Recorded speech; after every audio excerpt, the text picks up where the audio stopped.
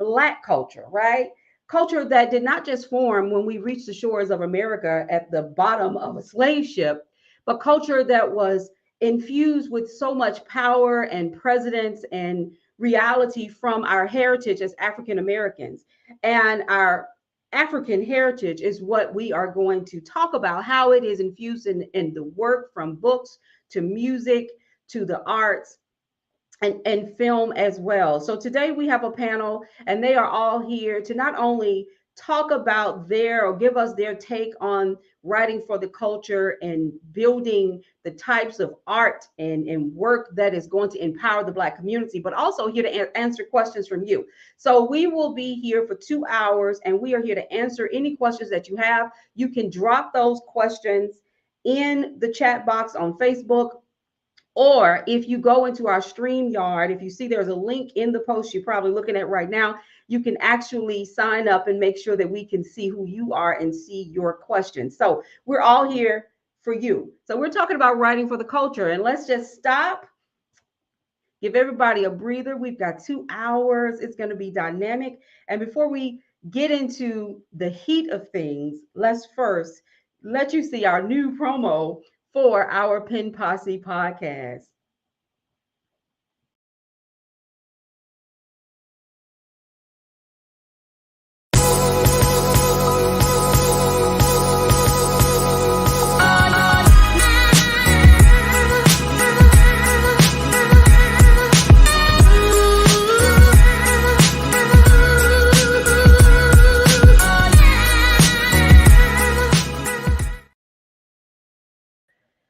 Let's bring on all of our panelists. Hello, everybody. Hello, hello, hello, hello. How's everybody today? Good morning. Doing Great. How are you? Hello. Good morning. Good morning. We've got people already out there dropping comments. So we're ready to rock and roll and talk about a topic that I think is very important to all of us, because we are talking about writing for the culture. And I have to stress that when we say the culture, we're talking about Black culture, because people are saying this. This is becoming kind of a phrase that everybody's using. But this is about writing for the Black culture, and not just writing books, but also film and what we're writing in our music and what we're doing with the arts as a whole. So we have a dynamic panel here today to talk about this topic, and we're going to give everyone a couple of minutes to introduce themselves, and then we're going to get hot and heavy into talking about, we're going to start off by talking about music and what we are hearing in our music and why is this so important for us. So this idea of the culture is going to be the very first question we have, is understanding what everyone on this screen. Actually, let's just speed up the process by saying, introduce yourself and then tell me about how you define writing or working for the culture. And we'll get that done, get that question out now. And then we're going to go straight into talking about music, because I think many of you, or all of us, have a lot to say about what we're hearing in our music and whether it is empowering our communities or not. So let's start with you, Avie. Avie, introduce yourself. Okay. Hi, I'm Avie. I do a lot of work around horror, equity, and compassion. I try to bring those things together along with pop culture to offer accessible ways to even learn about your culture or learn about the world you live in. So that's the main of what I do. And I guess for me, that's the crux of like everything, is that people are being denied their own reality. And I think there's a lot of ways to deal with that without going full academia and without making something so high level that no one understands it.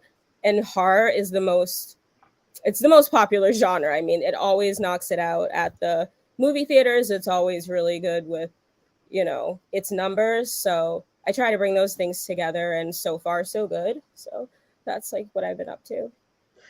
So Avie was the winner of our 2022 Black Creators Collaborative writing competition. And she writes horror, which is a field that a lot of people don't write in. And we don't have a lot of Black people that write in the field of horror. I mean, I think what's coming out now, Get Out and some of the others that are, I actually went to see Megan the other day, which is co-written by an African American writer.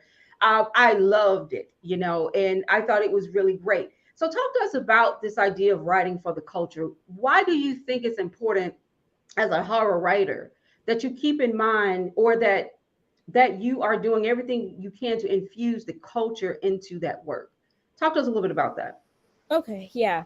Well, right now I'm actually doing a whole thing around survivors, like Black horror survivors, and trying to give that some leverage, because even though people think that it's always the first person, that's not necessarily accurate all the time. So a lot of what my project is about is helping people understand, like, you're living a false reality. Like, that's something we've all just accepted without actually checking. And so you think this isn't yours, but it is also what I'm trying to create. Like, I think horror can really do that because it's the only genre or topic where you don't need to polish it to show up. Like, they're not looking for anything to be like perfect or really clean. Like, they want the actual story. Like, they're going to take it far enough where it affects you when you start thinking deeper about things. So I try to, help people understand that. And I've actually had a lot of success with, like, people who are older than me, and finally being able to get them to understand, like, what my obsession is about and why it means so much to me and how ingrained we actually are in that field. It's like about visibility. Like, it's just assumed that we're not really part of that, but there's a lot of Black people working in horror. There's a clear crossover between horror and hip hop. LL Cool J's been in horror films. Kelly Rowland was in a horror film. Like, that's a very Usher. It's a very popular crossover, and I think there's a lot of reasons for that, but we just don't want to check because our bias against the genre and our perceived reality about where we are and what we contribute to as far as, like, art goes. No, nice. Thank you so much for being with us. So excited to have you here. Know you're going to add a great deal to the conversation. Those out there, if you are writing in the horror field, we have a horror writer here. You have an opportunity for 2 hours to ask questions. I definitely think you should do that. So, Mr. Steven, talk to us about yourself. Tell us about yourself and your ideas about writing for the culture. Yes. Well, good morning, everybody. Thank you so much, Michelle, for having us on here. Really excited to be next to Avie, a horror writer. I hadn't really expanded my mind a lot into it. It kind of scares me, but to hear you, the way you talk about it and position it is awesome. I'm based in Chicago, and I've written a graphic novel series, a start of a series called Ancient Futures. And this is it right here. It debuted at Chicago Comic-Con last year, based on a successful Kickstarter. The graphic novel is also listed on the direct to author. Shout out, Michelle. Thank you. And it's, I like to describe it as a book about Afro-punk assassins at the end of space-time. And what I'm getting at here is this book deals with a lot of deep scientific themes. And it also deals with the cultural milieu we live in today, where organizations and hidden forces try to kind of manage our knowledge, and those that seek to go against that are going to be either canceled, deleted, chased after. So this book gets into all of that, and it also deals with ancient mysticism. And I really am into alternative histories and things like that. And Michelle, I see a lot of the events in New Orleans, and I'm reminded of the Dogon tribe in Africa. Some of the people in those costumes, I don't know if it's that exactly, but a lot of people don't know. Ancient Africans knew so much about astronomy and the planets. And so I'm trying to introduce some of those kind of things. So when it comes to writing for the culture, for me, culture can be a really great thing, but I think the writer's job is to challenge the culture and remind the culture of how far we can go, and never to get stagnant and put people in a box, the culture you can have culture police, right? So I think writers are always standing out to challenge the culture. So I'll stop there, Michelle, see if that, with my intro. No, I love it. I love that you're writing in this genre, something, once again, like Avie, we don't see a lot of, but I am always so interested in how you are building these stories, these futuristic stories, these stories that are so dynamic. Because when I think of Africans, I think that we're such innovative minded people anyway. And so, when you were talking, I thought about this concept of, us coming from the dark continent, and that this idea that we don't understand our history, and that history started for us when we hit the shores of America. It's not true. We were kings and queens back then. And it's so good to know that you are tapping into that mysticism and bringing it forward. And I see that in a lot of some other works that are out there. I mean, we were all blown away with Black Panther. Yes. And the idea of having this whole this planet that's focused on just Black excellence and innovation and all these different things. And I love how everybody was so excited about it. And I'm like, we've got to believe, we've got to put that in our heart, that that's who we are. We can't just see it one time on TV and go, oh, that's cool. And we've got to know that is exactly where we came from, which is a great deal of it's greatness. So thank you so much for being with us. And we're going to really learn a little bit more, a lot more about you and your ideas around Black culture. Absolutely.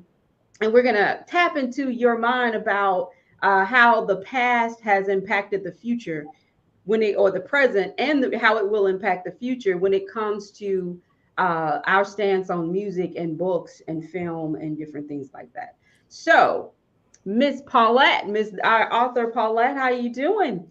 I'm great. How are you? Thank I'm you so great. much for having me on your show. So, just to give you a little bit of background about myself, I have 40 years of business experience. I've owned a salon, worked for a government agency for 30 years, and I've written 5 books. I am retired. I'm a part time professor, and I've been writing just really at this point for my television show. I'm going to launch a show in actually the end of March, March 28th. And what else? Gosh, cinematographer, producer. And so, and relatable to your question here, how is Black culture, or how is it the writing of it defined? I would say that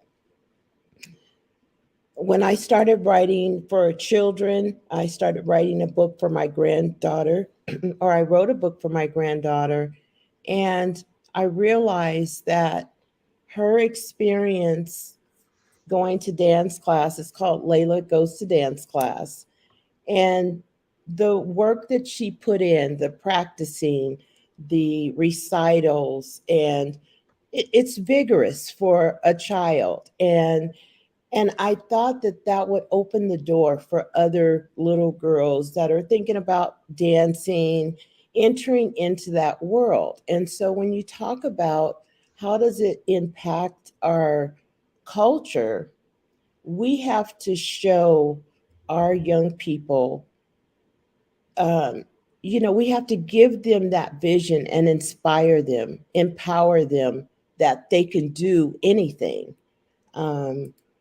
Coming from grandparents or great grandparents who had, my great great grandmother had an 8th grade education, but she was a businesswoman, an entrepreneur. She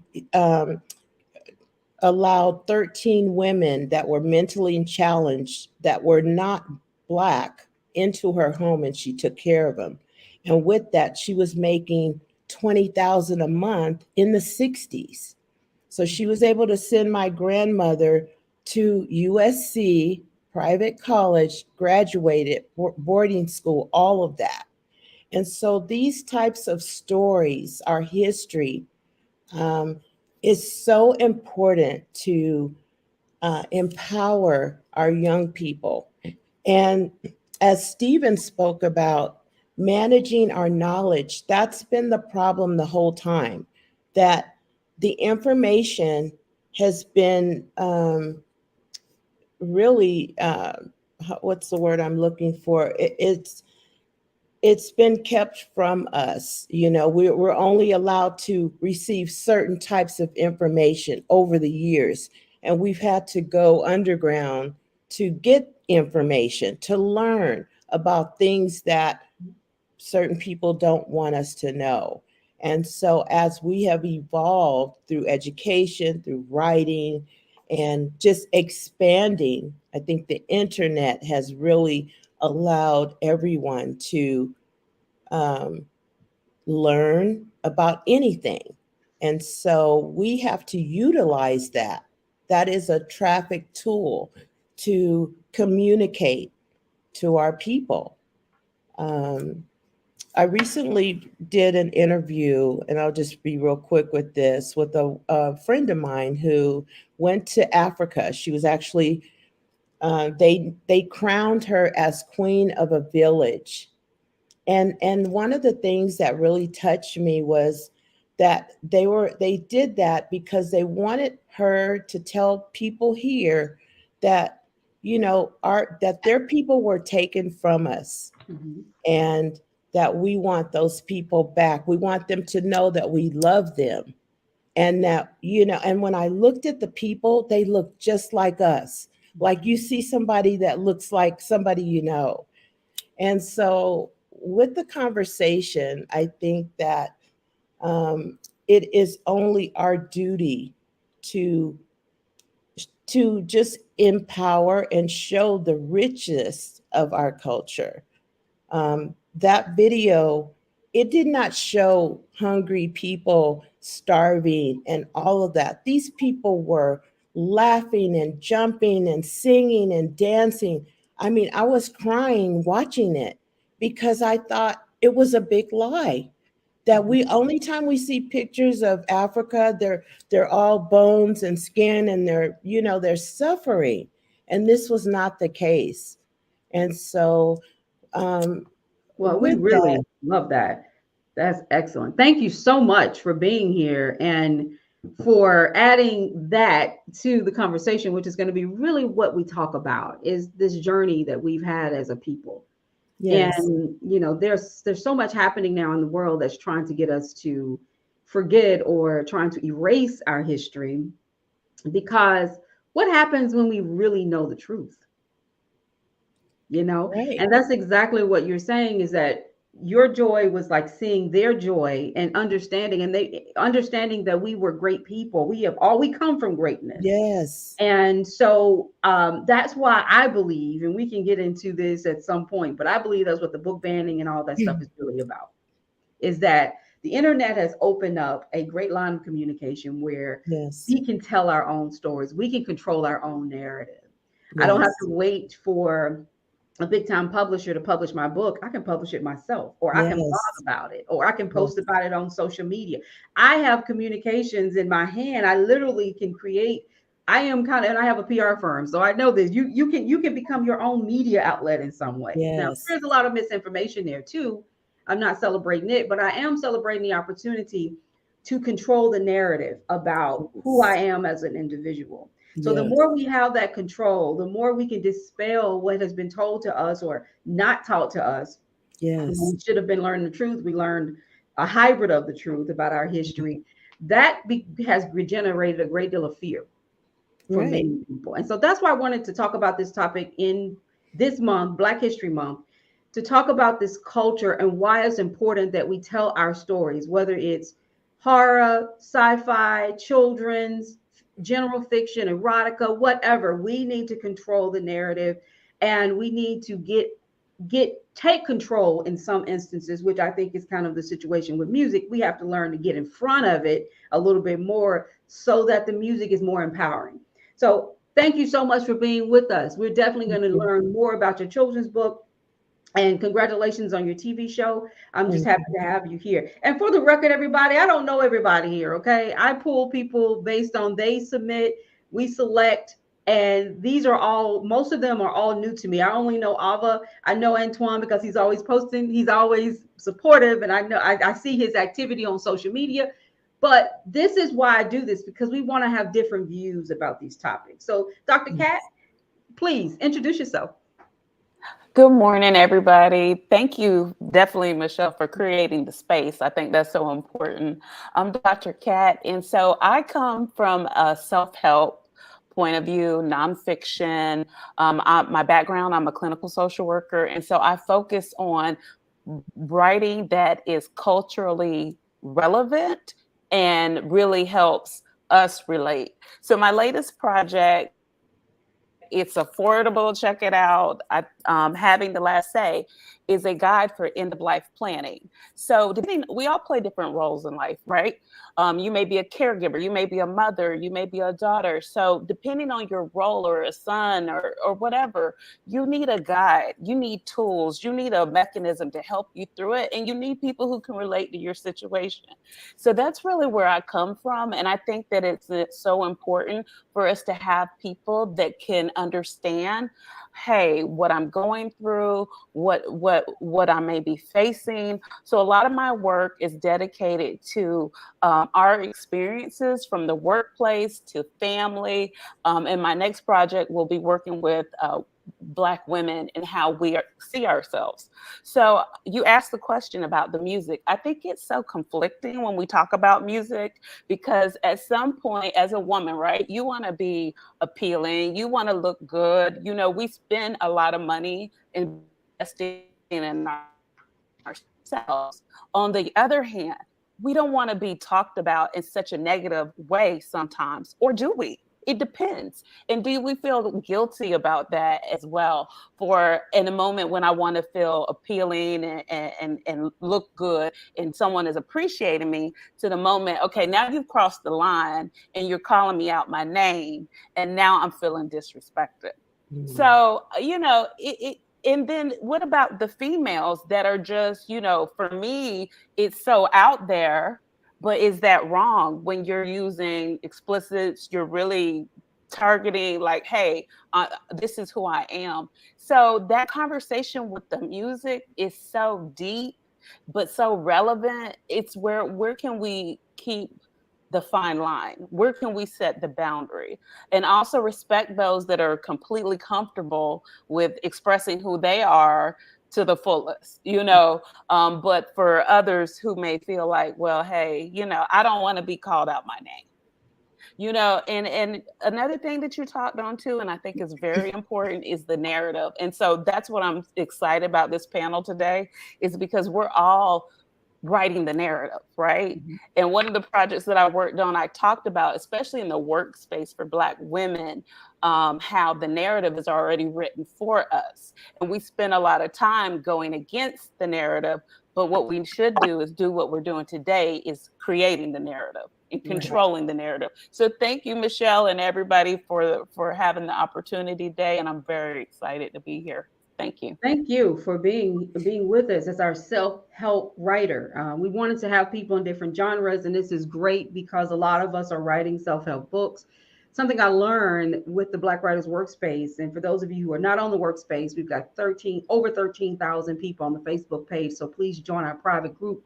One of the things that I've learned over the years is how we are, and I see this mostly a lot with our Black writers, writing through the pain. We're using these books therapeutically to deal with things that are going on in our world, our lives. It is something that is, yes, infused with the Black experience, but it's just our way of dealing with a lot of the pain and aggression and, oppression that we are having to deal with, whether it's in our home life, at work, so on and so forth. So there are a lot of books out there, even books that aren't necessarily you would think about pain, like children's books. A lot of people are just using the skill of writing to deal with what is going on within them. And so that's another way that this whole idea of controlling the narrative is so dynamic, because if you water down what I'm going through by telling me no one wants to read it, or not giving me a deal behind it, or not buying it, then what are you saying about me and my existence? And so we want to make sure that everyone knows that no matter what you're writing and what you're writing for, what's really pushing you to write, that it's important. That is important. The Black experience is important. What you're writing is important, but there also needs to be a level of authenticity in what you do. There has to be a level of understanding that there are skills to how to write. You know, you just don't write to write. You still need to go through the proper channels, get it edited, make sure it's good so people can actually read it. But also being able to understand why it's important that we continue to talk and put the Black experience out there on the center stage. Because the question is, and I want to say this to everyone out there, what happens when there are no more avenues for us to express ourselves authentically? What happens? That's going to be another issue that we're going to be facing as all these different things are taking place. Books being banned, African American studies being banned, music is different. It's not as empowering as it can be. Not all of it, some of it is, but we have some of the most our music is the most vulgar of all musics. Do y'all know that? Think about it. Rap music is probably one of the most vulgar. I'm not against rap music. I grew up in, come on, y'all. I grew up in the 80s, in the 70s. I love rap music, but I'm not happy with the direction that is going in. Not that it's all negative, because I love it. I love hip hop, the whole thing. But I want us to really talk about where is it? Where do we really see this going? And is this really telling the type of story that's going to empower the community? So Antwan, we've got so many comments coming in, y'all. I'm like, we can't even get through introductions. But Antwan, let's introduce yourself, and then I'm going to try to get through some of these questions, at least to let people know we're here. We're seeing what they're posting. And also for everyone on screen, if you can get to your Facebook page, drop your link to your book on the Facebook page so that people can know how to get in contact with you. Antwan, introduce yourself. Okay. I'm Antwan Floyd Sr. I want to say thank you for having me on here and introducing me to these authors and getting to hear their stories about why they do what they do. I am a author of crime fiction novels, which essentially is like mystery detective novels. When I first began writing in 2009, I used to write quote unquote urban fiction books. You know what people would call them, like hood books or street fiction or whatever. But I felt like that market was so oversaturated that I switched genres. And I was late to the game, but I was introduced to Walter Mosley as an author. So I started reading his books, and now he's one of my favorite authors. So when I began my series, the Black Love Detective series, I'm on book 5 now. I wanted to introduce a character. His name is Black Love. And the reason why I wrote this character is because, and this is my own personal belief, I feel like in the media, there is an attack on Black masculinity. So I wanted to show in my character through my books that Black masculinity doesn't look like just one thing. It looks like a multitude of things. So I introduce different characters in my books in that way. And no matter who that character is, I try to show different sides of that person, because I grew up around all kind of men. Some were street, some professional, some family, and some were all of the above. You know what I'm saying? So that's why I wrote those storylines. And to answer your question about the music part, I had this conversation all the time with friends and family and my adult sons. And I used to be really hard on the younger generation as far as music, and especially hip hop. I was more along the lines like, that's trash, that's not music, it's not good. But then I had to kind of put myself in check, because I remembered when I was younger and I used to listen to Twister and Bone and all of those people, and I understood everything they were saying. But my mother was like, that's not music. You don't even understand what they're saying. I said, oh my God, I turned it to her. And I realized they don't make that music for me. It's for them. I had my turn. So to kind of get to the part about as far as what you guys were talking about before, as far as the music being vulgar and all of that stuff, I look at it like this. And just my personal opinion, young people, that's what they're doing right now as far as their life. A lot of them is their first time going out to nightclubs, going out partying, being intimate. So that's the stuff that they're talking about. And if they have longevity in their career, then the music is going to change, because that's what happened with a lot of people that I grew up on, like Snoop Dogg and them not rapping about the same stuff they was rapping about 20 years ago. Mm-hmm. So I just look at it like that's young people doing young people stuff, and then other people gonna do their thing as they get older. I like that. That's what. Thank you. Thank you for that. Thank you. So let's quickly. Gosh, y'all, I don't even know where to start with all these questions. Someone just asked a good question. I'm going to bring it up in a second, but I like what you said about this is their music. They are controlling their narrative. They are putting the music out. This is when I say that the younger generation. Is this music empowering the community, or should we even care if it is, as long as it is representative of who they are? Because I'm with you. I grew up, I remember when Salt and Pepper was talking about pushing it. My mama was, you better not listen to that in here. Pushing what? What you pushing? That was like, my mother thought Prince, she said he was a snake. I don't even know what that came from. She just had all these issues about the music. The music was just horrible to her. She grew up in a different time, and true enough, we grew up with that music, and it had levels of empowerment in it. But anybody want to take the idea of, what we're seeing that worries me in the music is this rape culture, this crime culture, this gun culture and drug use that's being placed in this music. And it's not just rap. I'm not just down on rap, okay? I hear it in the R&B, popping pills, when we know our kids are dying of these things every single day. Is this going to be something that we look back on in 20 years and say, yes, it empowered me, like, Unity from Latifah empowered me, like Fight the Power empowered me from PE? I mean, are we going to look back in 20 years and say, okay, that music about pill popping, gun violence, rape, all these different things that empowered the Black community? Do you think that's going to happen? Anybody? Michelle, I look at it from a different point of view. Maybe that if we could economically get behind the unity and the things that are also empowering, that would kind of counteract, because I do think that that's the driving force. Like if I get on here and go to the extreme from the vulgarity or whatever, I'm going to benefit from that monetarily. You know what I mean? Opposed to, I may or may not sell books on how to end a life plan. You know what I mean? Antwan might not, the horror, because we get behind that economically. And I think that's what right now is the driving force.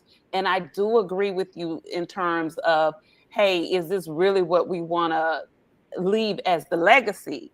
Is this but I also struggle with, I like Antwan's point of view too, about the creativity of the youth. And it's their time, because during our time, it was just as whatever. I'm just wondering, could you say it a different way? Like you said, like Salt and Pepper, like we got it. We get what they're pushing, but they didn't really say it. So I wonder if we could bring that back a little bit, but also economically get behind the other dynamic, the positive, the self-help, the horror, the scientific. Can we get behind that too with as much economic power? Yeah, if I could just build on what Dr. Katz said is, follow the money, right? So this there is an incentive to glorify materialism. There's an incentive to glorify sex, because that is the culture that we are living in. That's what we have been given. And I like what Antwan said, is though we shouldn't vilify the music as much as vilify where it's coming from. People are expressing a certain reality. So if I'm a gangbanger, I'm going to sing about gangbanging, right? Don't get mad about the gangbang song, but what's going on with that person's life, and how can we help them and start more at the root. And so if you give people clear alternatives, one that's going to be destructive and one that's going to be more healthy, oftentimes they will pick that. But what we're talking about here is those voices need to be nurtured and rewarded just as much as the others. And I don't think we're at that parity yet. So if money is driving the narrative, or what's popular and what's not popular, and we know this is the case in everything. This is not just the case in music. This is the case in books.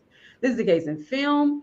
if money is the driver, and I dropped Reginald's comment here, it says Antwan makes a great point, but it's not their narrative label. I'm sorry, executives place money in those negative narratives while the rapper spin message can't get major rotation. Yes, there is a lot of money behind glorifying these things.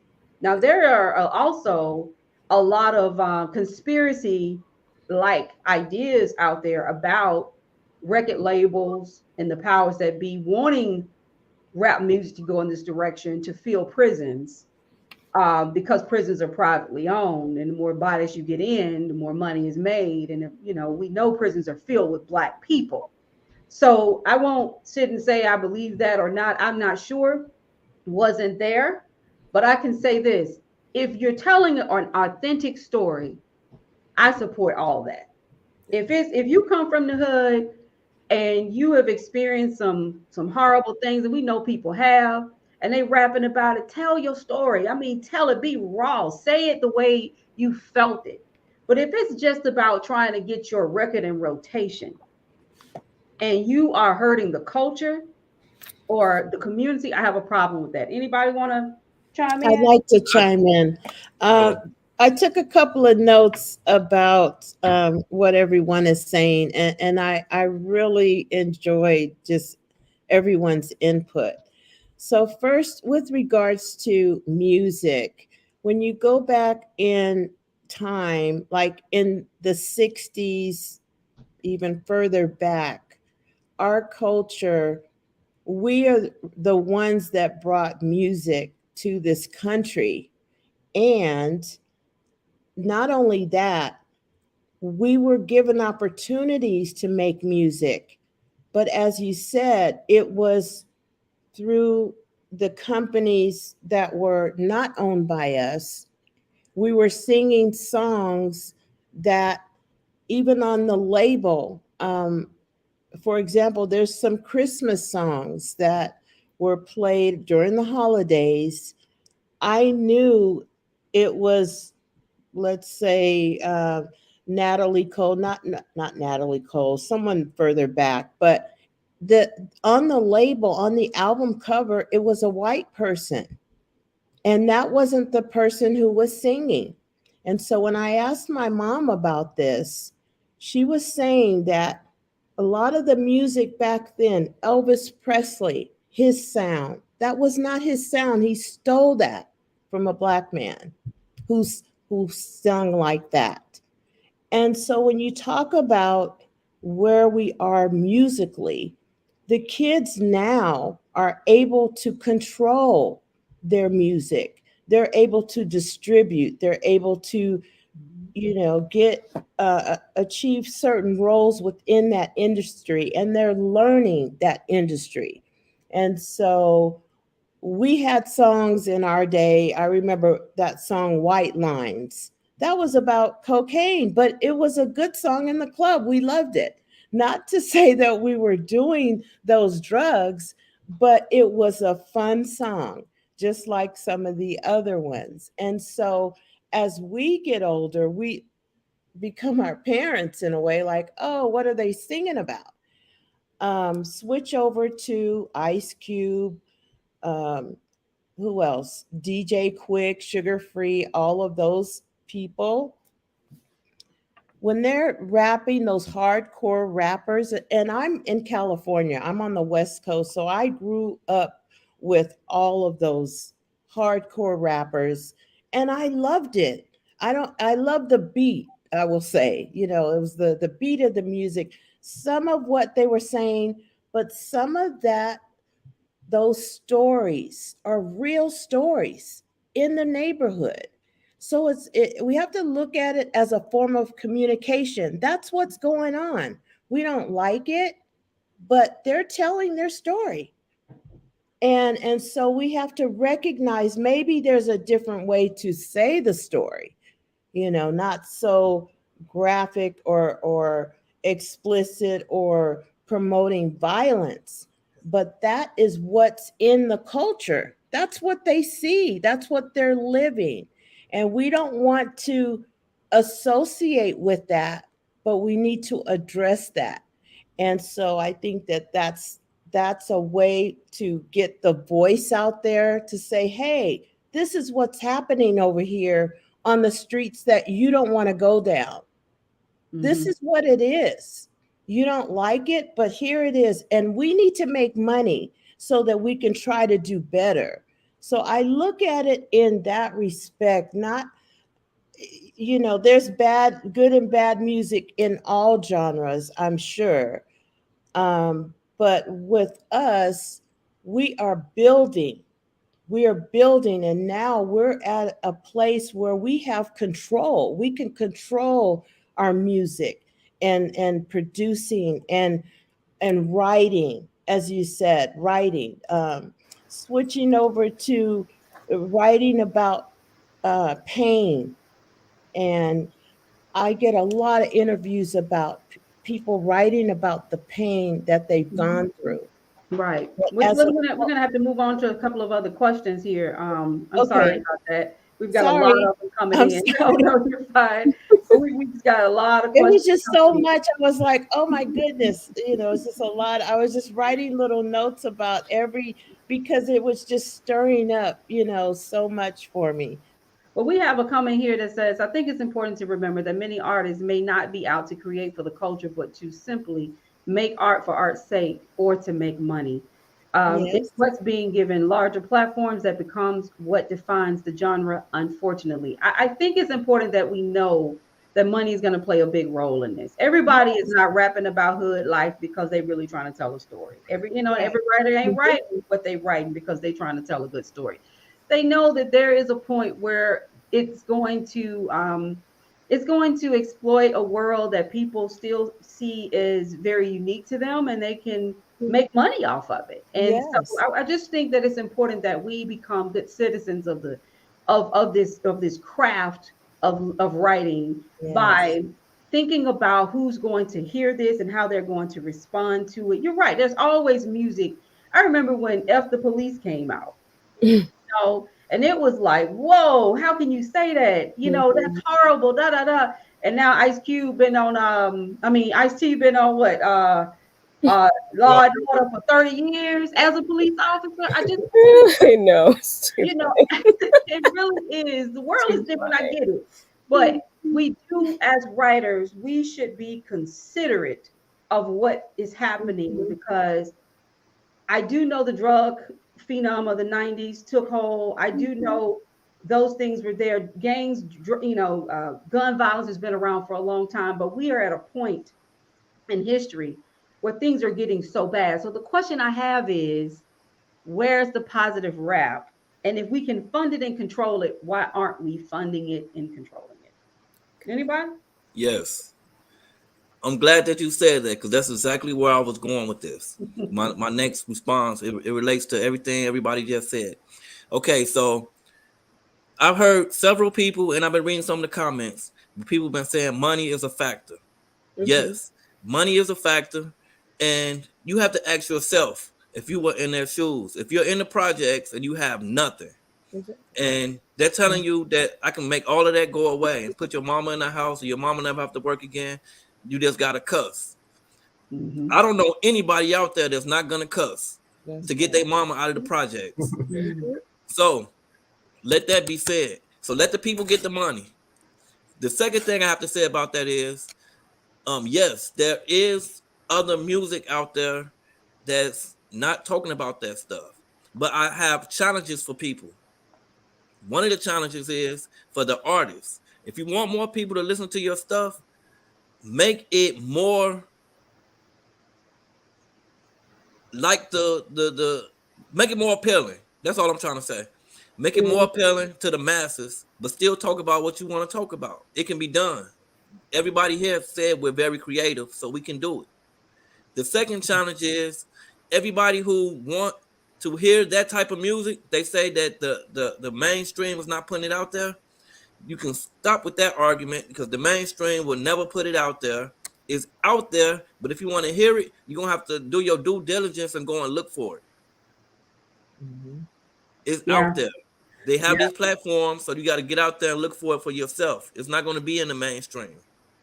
I wrote an article the other day for medium.com, talked about why are Black book fairs important. I hosted the first Black Writers Workspace book fair here in New Orleans a couple of weeks ago. And I put it out, and one of the things I said in this piece about finding books by Black writers, for those who want to, is that there has to be a level of intentionality. And that's exactly what Antwan is saying. It's like, you want to find positive music. It's out there. You got to look for it. And if we can find it as a group, as a community, let's support it. Because if we're asking and calling the radio stations for it, they'll play it.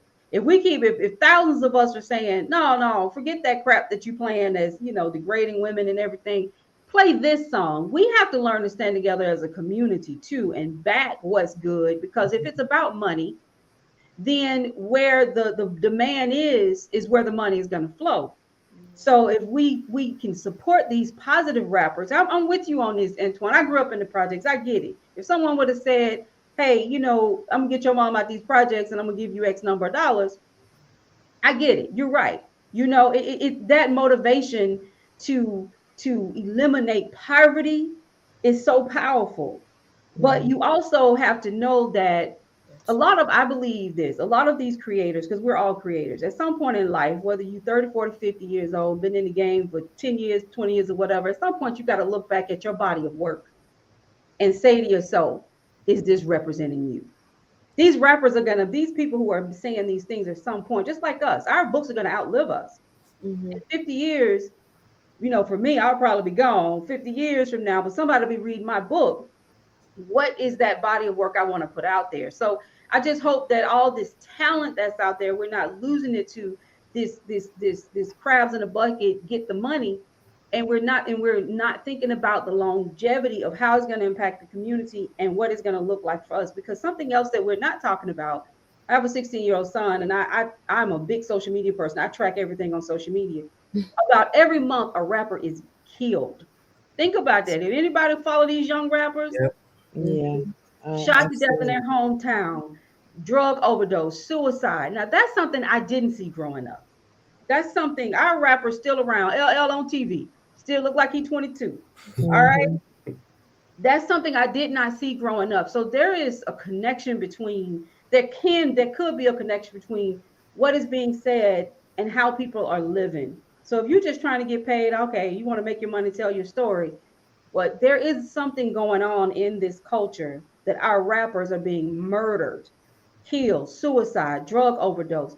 There is a problem there. So we're going to move on from music because I know we could talk about this all day long. Thank you, Antwan. That was excellent. I'm trying to drop some of this information up on the screen, y'all. We got so many questions coming in and comments, and we'll get to it. So let's move to film.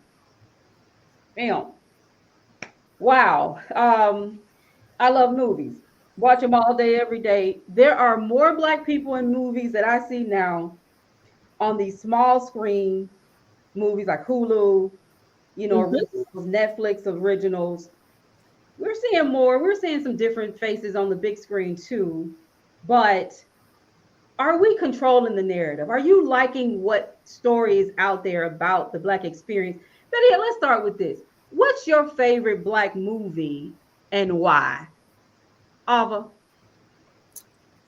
Wow. I mean, I'm probably Candyman, but it's just not probably my favorite. I feel like it just covers a lot of bases for me. So I do really like that one. I don't know. I guess like when it comes to film, it enters like a new space because you're also getting a visual.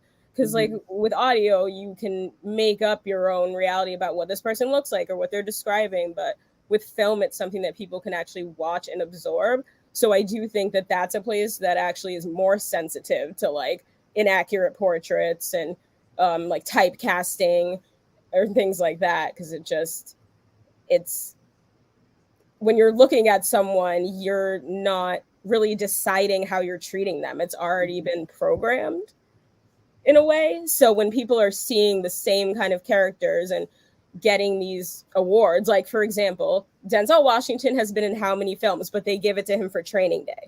Like, it's just how many other times did he absolutely knock it out of the park, but we give it to him for that. It's like that's a way that you're able to continue to peddle that falseness and somehow wrap it up in accolades. It's really weird. So but I think Candyman is my favorite because it actually covers what we're going through repeatedly. Like, the movie is about pretending like you don't know what's over here. It's about pretending that you don't know what the history is or the past of something. And it's also about that exploitation, because even when you were talking about the music stuff, like, that's what that is. I'm exploiting the fact that someone is impoverished. I know they'll do whatever I want them to do. And then I get to act like they're doing something terrible afterwards. It's like, you're just exploiting being exploitative with people's feelings, their experiences, their lived realities, twisting things all the time. And I think Candyman is just really good for that, because it also ties it to academia. Like, the only reason that that character cared about Cabrini Green, the project, is because she was trying to, it's like a poverty pimp. Like, you're just trying to get what you want out of someone else's tragedy. And that didn't go well. So I do like that message about the film.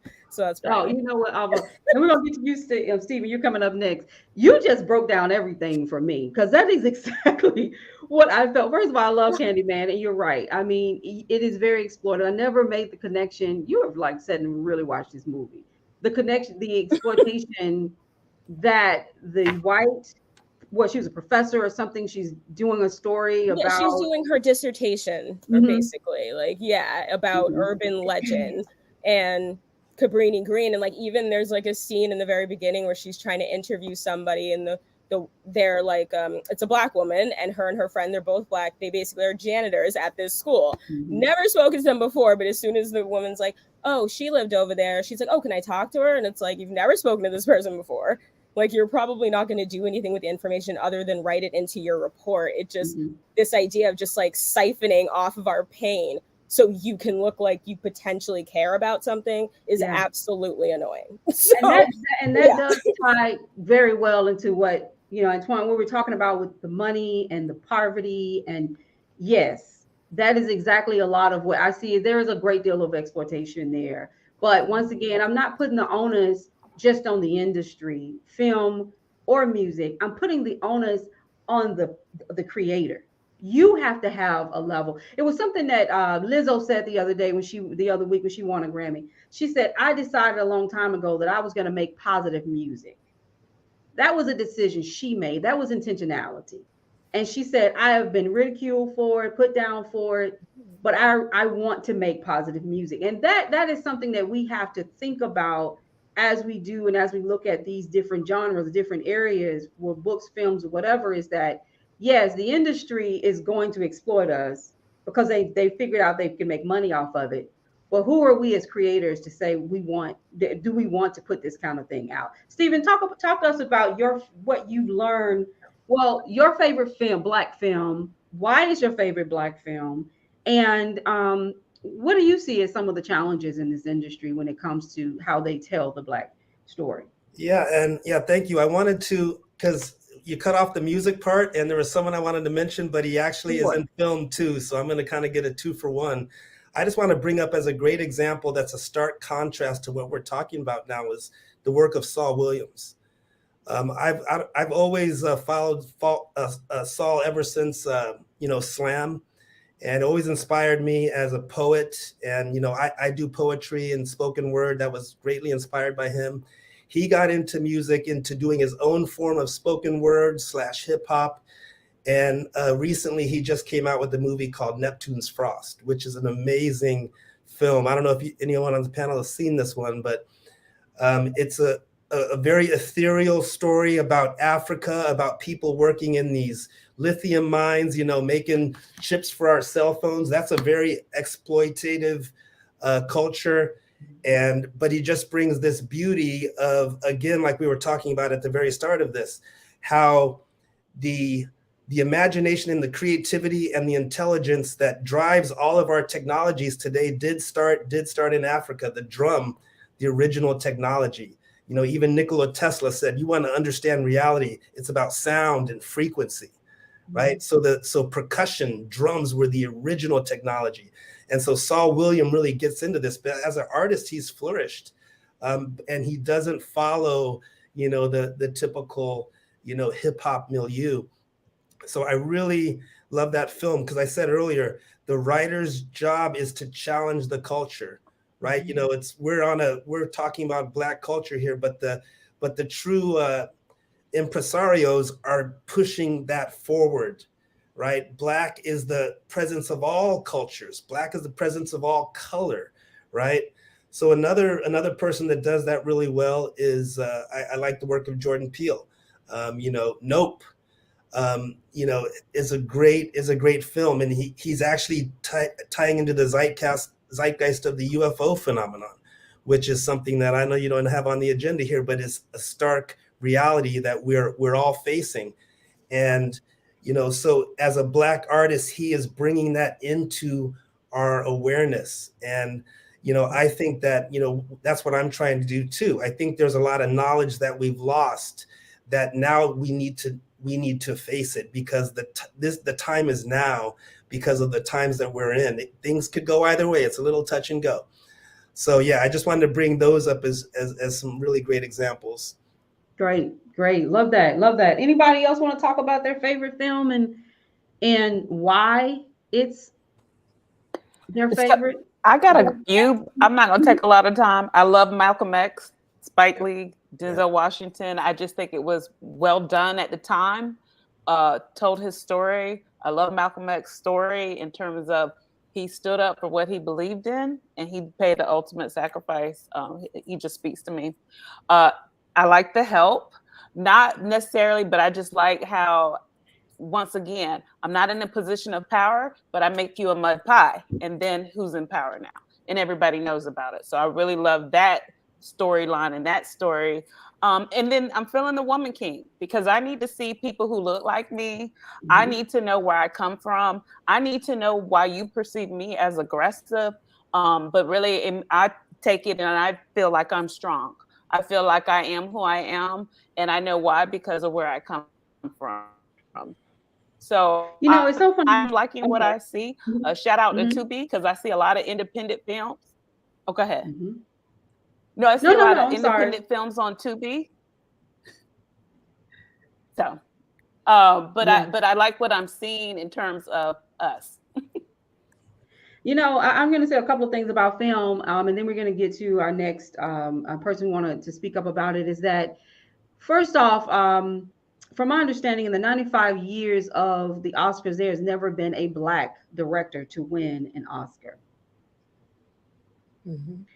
So, you know, when we talk about film, you know, I struggle with these period pieces now at this age, because I've seen so many of them. I do understand the benefit in the benefit of them, but I struggle with them because I have a hard time sometimes digesting what I'm seeing. Is so overwhelming for me emotionally sometimes. You know, 12 Years a Slave, I remember walking out the movie theater and just feeling like, Yeah. my God, you know, how did this happen?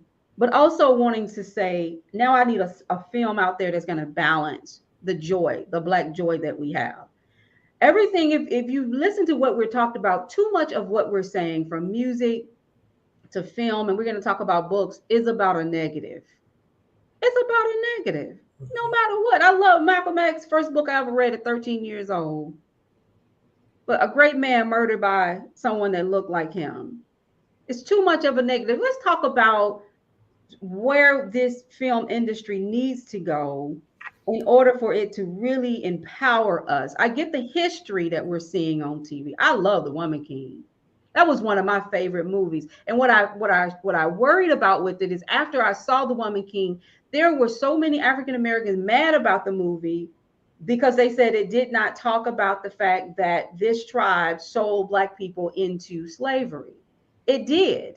If we're going to deal with history, we have to deal with the good and the bad of it. We can't just deal with one side of it.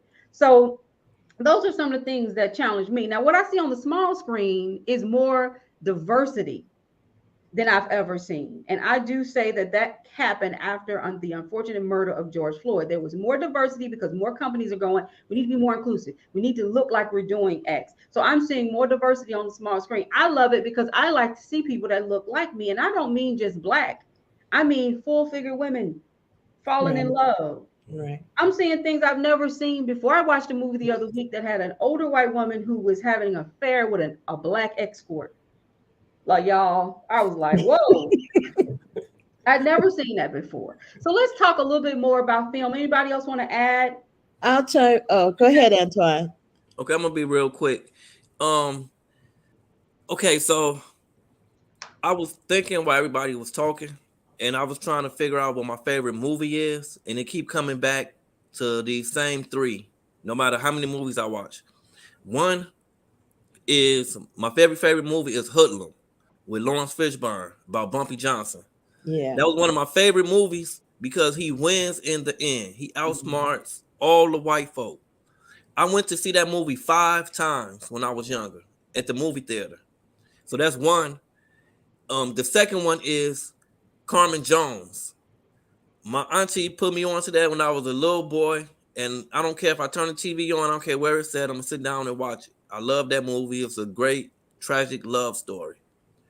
And the third one is Hell Up in Harlem with Fred Williamson from the blaxploitation era. Now I love those movies. I never understood. Well, I understand now as an adult, but I never understood when I was younger why they put so many of these movies in a negative light. They won at the end of every movie. Most of the time, they were going against drug dealers, trying to shut down the drug dealers in their neighborhoods. I never got that, but that's one of my favorite movies, Hell Up in Harlem with Fred Williamson. And the reason why is because when I got older, I saw him in an interview, and he said in his contract, he had to have 3 things when he was doing a movie. One was he could never lose a fight. 2, he had to get the girl in the end. And 3, he had to win in the end. So I make sure I put those 3 things in my books. Every time I write books, my main black character had to have those 3 main things. And I didn't realize how important that was. But after he said that, I thought about all the movies I saw with the lead character as the white person, and they get those 3 things at the end of all of their movies. So, and who gets to go first? Those are my 3 favorite movies and why. Intentionality. You just said it. Once again, we're back to the creator making the decision to do or to say or to put out into the world something that is positive. That's an intentional. Your guy who you were talking about, the artist saying, I'm not going to do this film unless I do this, and this. That's intentionality. What if all of our black actors and actresses go into the filmmaking process in that way? I'm not going to be your slave. I'm not going to be your maid. I'm not going to end the film. I'm not going to be the first one to die like in the horror movies. I want to see us win. Yes. And what if we wrote books that way? And what if we had music that way? All right, I mean, I'm pie in the sky right now. I get it. Everything ain't positive, but it would be great to see that. It would be great to have that level of intentionality. Like Lizzo said, I want to make positive music. If we want to see that. I mean, there are a lot of positive people. J. Cole, I love these. I mean, I love music. I love film. But you do have to, as a writer, as a creator, I write books as well. And you have to have a level of intentionality to infuse a narrative that is something you can stand on, that it doesn't always have to be negative because there's enough negativity out there. Anybody else want to talk about film? And then we're going to move very quickly to something else. I'll make a quick mention about film. As Antwan said, I love gangster movies and all of that.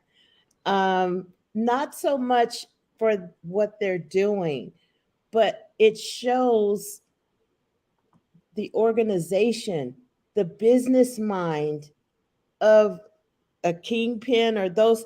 If it was a different product, man, it just shows the brilliance of the movie like Hoodlum and Bumpy Johnson. That is a dynamic character that is in every neighborhood. Any type of movie that is empowering, when you take the negative out of it and look at what the structure, Ghost, I love that because it showed Black men in power doing things, looking good. Of course, there was a dark side, but it's a story. But it's showing us not as a helper or a worker. I mean, let's look at commercials. every cleaning commercial. You know, we're not all heavy Black women mopping the floor. Now that is one of my peeves. Yes. Not, you know, I love the lady doing it, but we don't all look like that. I mean, look at Frying us chicken. here, right? Fried chicken. You know, we're not all eating fried chicken. You know, we love it, but that's not just all our MO. There's so much more diversity with us. Waiting to Exhale, Girls Trip. Those are fun type of movies, of situations that take us, that show us that we have all types of things going on, except for what the mainstream wants to show for us. And like you said, it's up to us to expand, to exploit all the things that we do, you know, from the top, all the levels, so that we can show the young people, like, look, you can be this, you can be the president of the United States, the vice president. So all of that, I love this conversation, and so I'll turn it over to you. We've got some questions out here.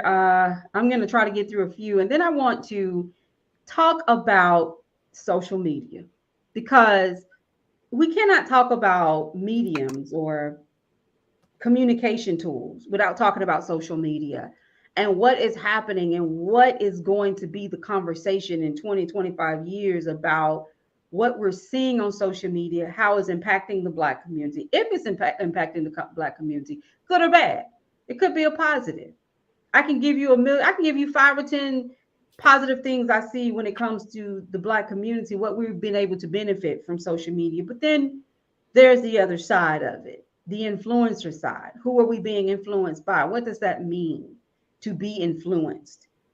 The attraction of likes, and how social media is impacting how you get a deal, how you get a book deal, how you get a film deal. I want to wrap up film by saying this, and this is something that I stand on. I have a hard time understanding, is that we're going to talk about books after we talk social media, and we're going to end the whole session about just talking all about books. But the film industry, in my opinion, does a great job of honoring their independent filmmakers. The book industry, in my opinion, does not. If you're self-published, it is a black eye. But when you are an independent filmmaker, you get that cute little crown that show up on the screen. You get to go to Cannes. You see what I'm saying? They honor it because they feel like this next generation is bringing something of value to the industry. I want everybody to think about, how do we get the book industry to start doing that more? So we're not going to answer that question right now. That's going to be in a minute or two. We're going to try to get through a few questions, and we're going to talk about social media. Everybody out there dropping questions, I'm going to try to get to some of them. We won't have all the answers, because some of these questions are pretty lengthy. It would take a whole 2 hours to answer.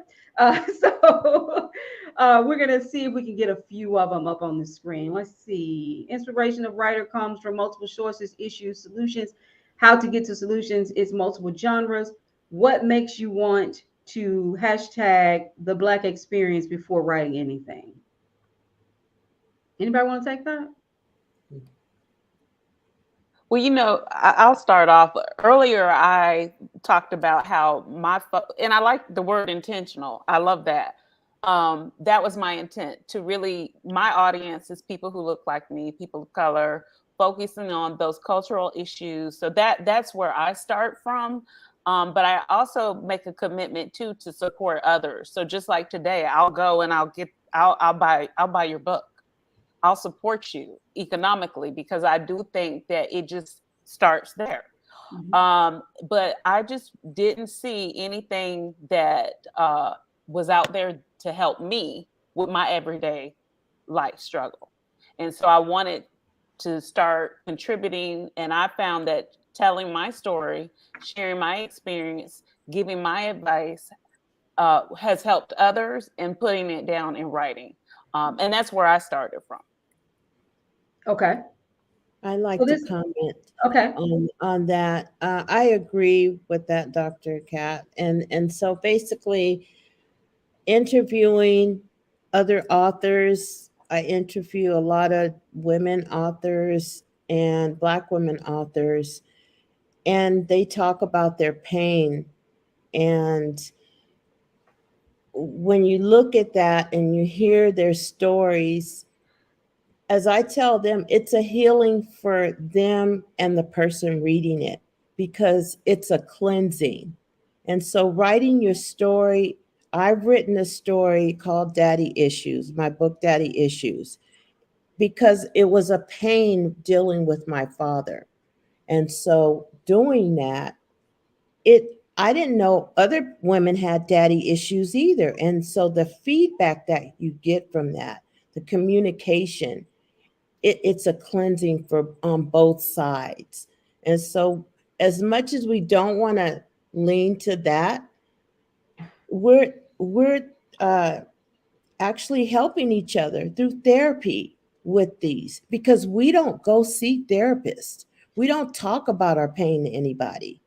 So this is a way for us to get that out and then to be free of those strongholds. This question here says, being a multi-talented writer with an interest in multiple genres, how do you choose what is the best one to pursue? Um, Anybody want to take that one? Yeah, Stephen? I'll take that one. I say go with your passion, go with, where your wonder is and really follow that. Like for me, I always read sci-fi and stuff coming up and fantasy. So it was natural for me to want to express myself in that way. So I think everybody probably has a natural leaning towards one. And sometimes the subject matter will dictate that as well. Great. I'm going to put one more up and then we're going to talk a little bit about social media. Let's see what we've got.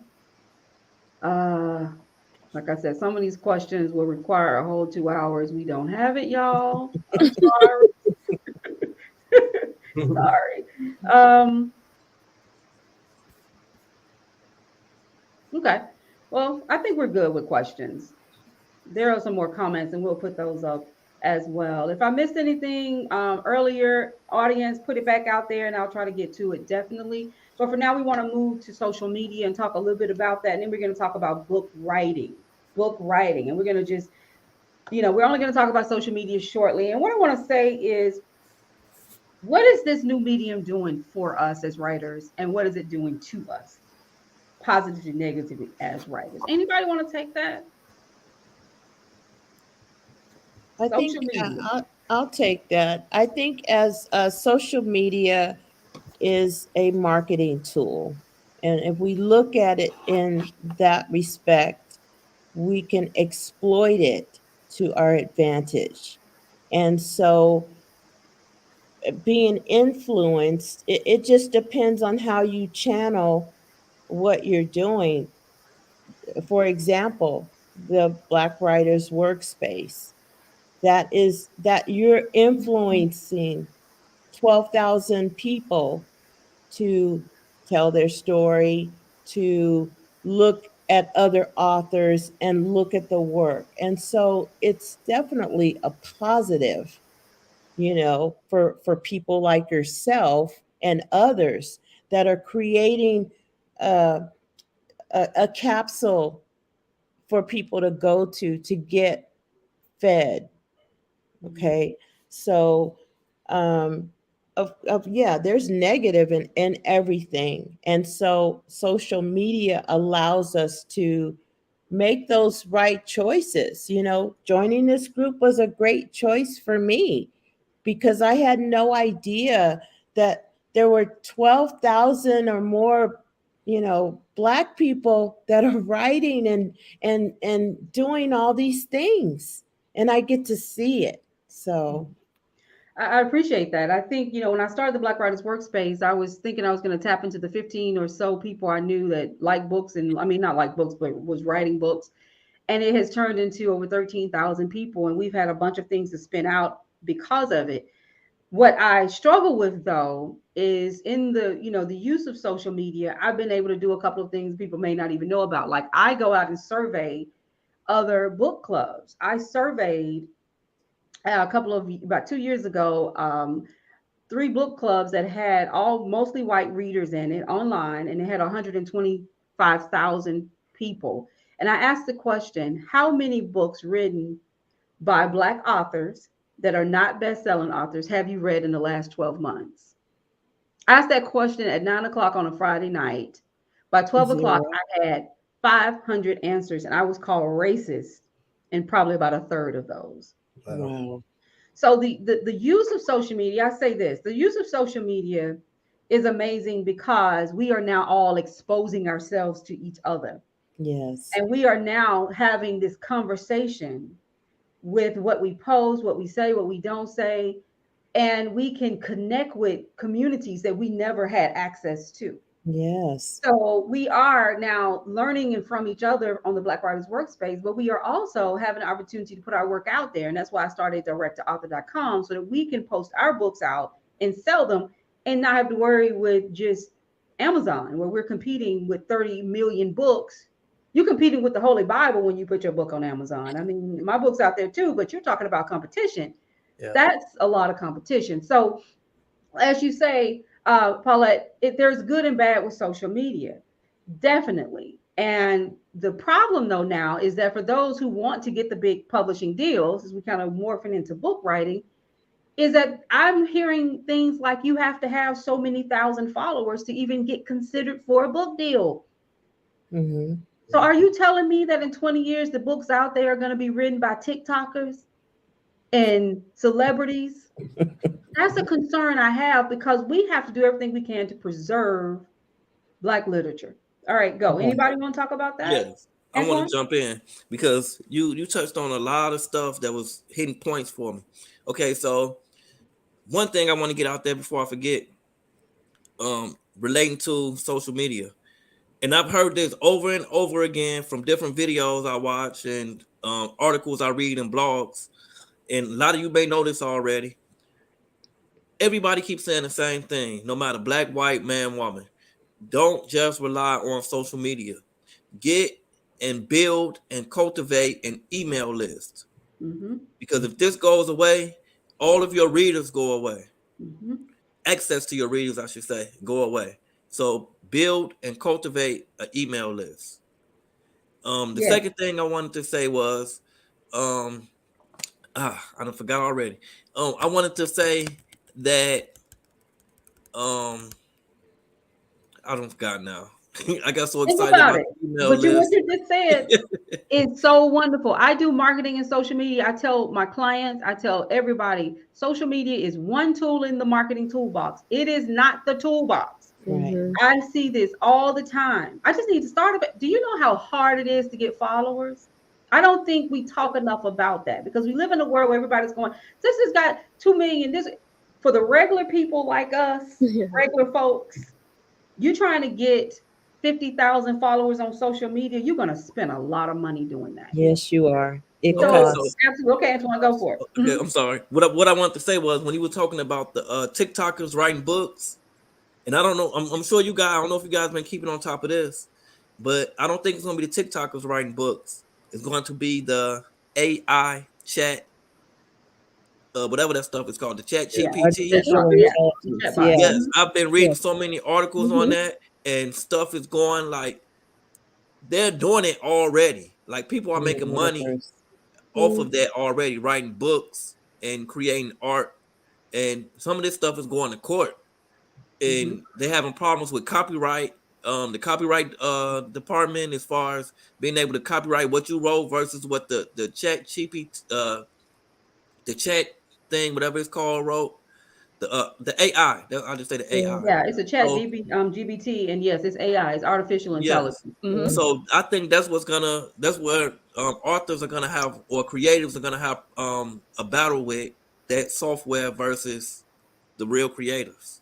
Yeah. This is something to think about. What will be the state of the literary world in 20 years with all the things that we are faced with? A study shows that was done by New York Times that between 1960 and 2018, of the 7,124 books that were published, traditionally published, only 5% of them were published that were written by Black people. 5%. So when you talk about who's getting the deals, we're still not getting the deals. The gatekeepers are not, they don't look like us. They don't understand that readers want to read books by us. They still think mainstream readers don't care about the Black experience. Now, I've read many studies that show opposite, that there are many mainstream readers, white readers particularly, who do want to read about the Black experience, but the publishing industry is not open arms to that because it's all about making that money. Well, I'd like to Mhm. build on that a little bit, Michelle, because Okay. I used to work in multicultural marketing for a large insurance company. You've probably seen them on TV. And I was always amazed at how they would look at different markets. So you would have the African-American market, the Hispanic market, the Asian market, and then the general market, which is, the general market. And it was funny because I was working in the multicultural markets, but then the commercials and stuff I would do would perform so well that they would say, hey, we're going to run this in the general market, right? And it was always this tug of war because I began to understand that the Black culture was setting the tone for the general market. Now, how does that relate to what we're talking about? Because book publishers have a similar attitude. They see a Black author and they're like, okay, you're going to go in our black section, Black fiction, Black this, Black that. But you don't want to be. You want to be accepted for your art to the world, not just pigeonholed. And that's how they're going to set your marketing budget and all of those types of things. So I think my question, I guess, to the group is, how do you transcend from being limited by others by saying, well, you're going to be in this box in our schema, or is that even an issue? Good question. Anybody want to take it? I think that we need to choose what we actually want. Either we want to be, okay, we have this Black films, Black books, and all of that. And so either we want to be in the sea with everyone, where we'll have to do that much more marketing because everyone's writing books, not just us. Every culture is writing books, and so we have to decide where we want to be in that spectrum. Now, if we build our culture where everyone's like, hey, let's go and check out these African American authors, they're in this section and that section is booming, everybody's over there, then we have the competitive advantage. And so it's shifting. It's okay for it to be a Black section. Let's just build that, exploit it. That's where the good books are. Yeah. All right. and many, yeah, I love that. And that's exactly what has happened with the Black Writers Workspace in many ways. It has just become its own. It's like we're supporting each other. We're lifting each other up. Yes. And when I hosted the book fair here in New Orleans, there were so many people that came out. I could not believe.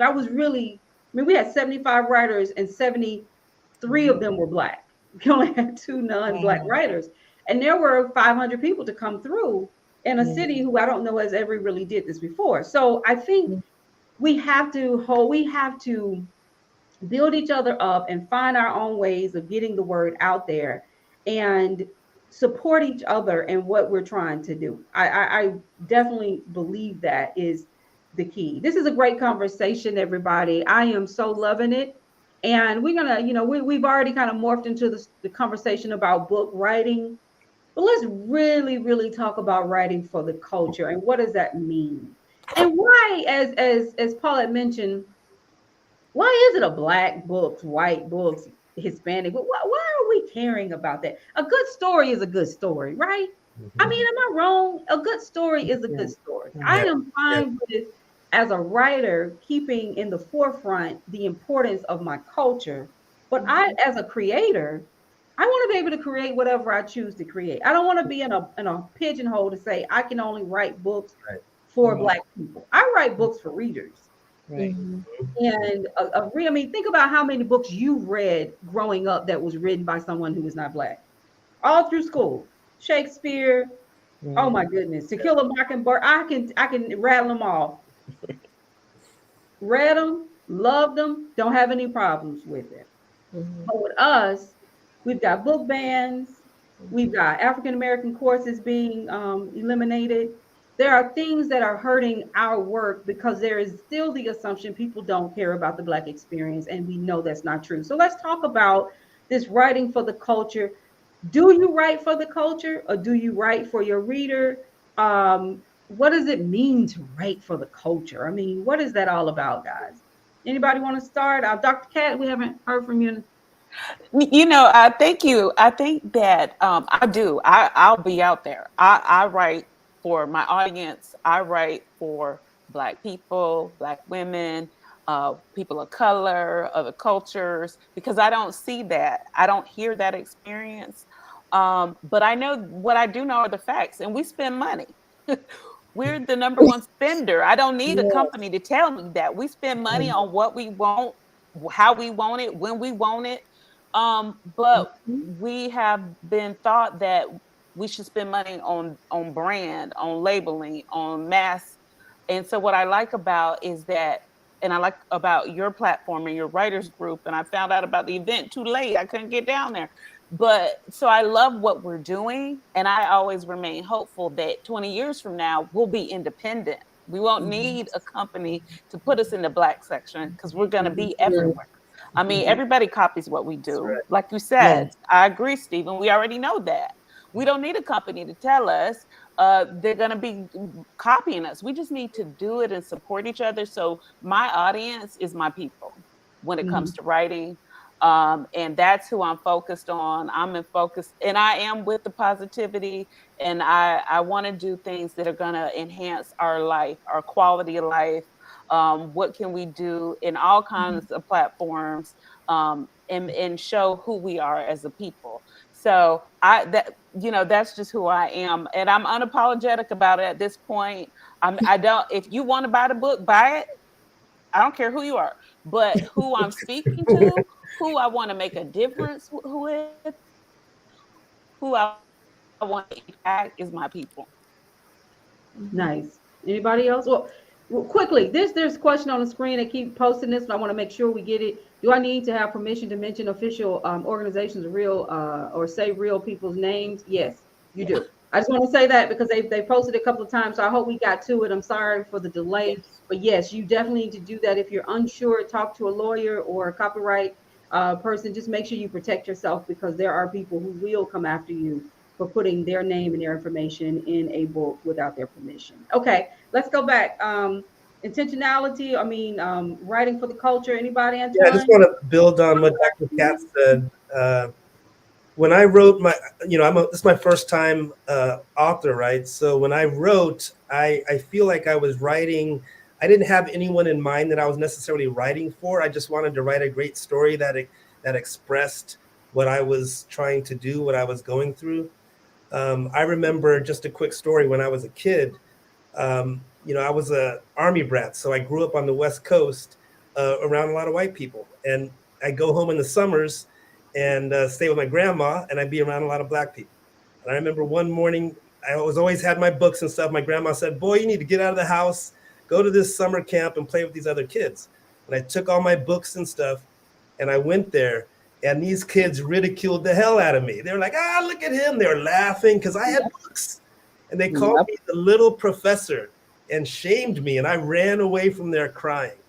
And I came back. My grandma said, "Boy, you better get back over there." So I had to run back and deal with this, right? But to me, that was telling Black culture was not embracing learning, right? So now today, one of the main characters in my book is a professor, right, that has forbidden knowledge that is trying to be quenched. So that cathartic, me taking the shame of that, of being a nerd, of being rejected by both cultures, now has exploded into a powerful story. And there's other things that were there.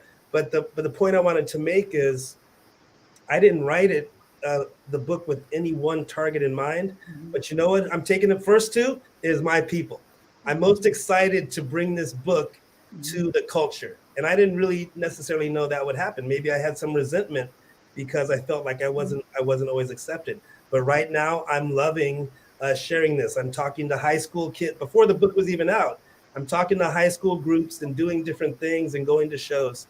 So I find that, like you're saying, what a great opportunity to have a foothold for the space that you've created, Michelle. I really appreciate it. And I'm really just enjoying and the entree into the culture with this book. And it's funny you said that because I think I know I had the same experience. My first book I wrote, my main character was a white guy. I didn't think anything of it because I was just writing the book that came to me, the story that came to me. And I started writing the book after I had a bad day at work. So the guy was my boss. And I started writing this story and it turned into a book. And I never, he deals with racism. He deals with a lot of things and he falls in love with, I don't want to give it away, but with an African American girl. And wasn't I didn't think about it as a black white thing until I published the book and I had people say to me, why wasn't he black? And then that began to make me think about this idea about creativity. Can I write a story about someone who doesn't look like me? I think I can, but I have to be fair. I have to research it. I have to make sure I'm not being stereotypical. I have to make sure, creating these stereotypes. I do want to do that. But my second book was totally opposite. It's about an African American girl growing up in public housing in Alabama, which is where I'm from. And I tell this story, and it did give me a different feel about how that was going to impact my community. I felt that I finally had a way to talk to my people that was very important to me. And so I completely understand that feeling of we shouldn't have to decide as creatives, but there is a loyalty and a love for your own when you're doing this type of craft. So anybody else want to talk about it? Yes, Yeah, go ahead, Antwan. I'm gonna be really quick. Be really quick. I just want to say yes. I'm very intentional about who I write for, and I write for my people. As I stated in my little intro when we first began, I like to see all different spectrums of Black people, Yeah, and nobody who else is going to write about Black people but Black yeah, people. yes. You know what I'm saying? And as you said before, that this is going to be here after we're gone. And every time I heard you say that, my mind automatically went back to a lot of the unknown. Well, at least they were unknown to me. Unknown authors of the Harlem Renaissance Mm-hmm. who didn't get fame until after they were dead. Yeah. You know what I'm saying? So that's why I write what I write, because I want it to be out there for after I'm gone, and Mm-hmm. for some people right now who want to read something different. Because Yes. I know it's going back to television, but we didn't speak on this as far as there being variety of things out there. But one of the shows that I really loved was Riches, that was Oh, on Amazon, me too. Yep. I and loved it. that Yeah. was It's great. very well written, and it wasn't gangster, Mm-mm. and it was a good show.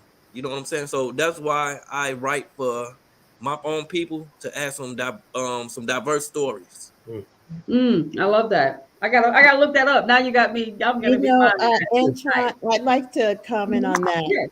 I love Riches. I actually watched some of the episodes over because it's so inspiring, and it's just a level that we can see ourselves on, and conducting business and all of that.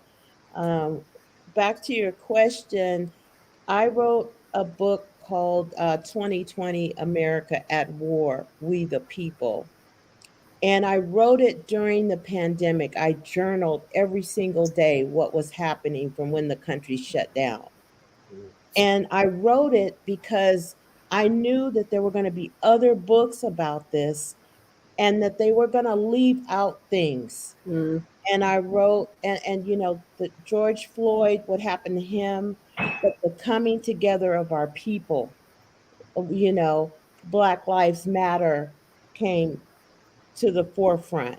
And it was like we were holding hands because we were all in pain. We're all in our homes, and still something happens like that with Breonna Exactly. Taylor. And so I thought I needed to document what I saw through my eyes so that when my grandkids, Grace, and whoever reads and somebody says, hey, did you know about what happened during the pandemic?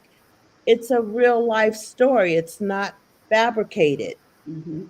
And so so that's for my people.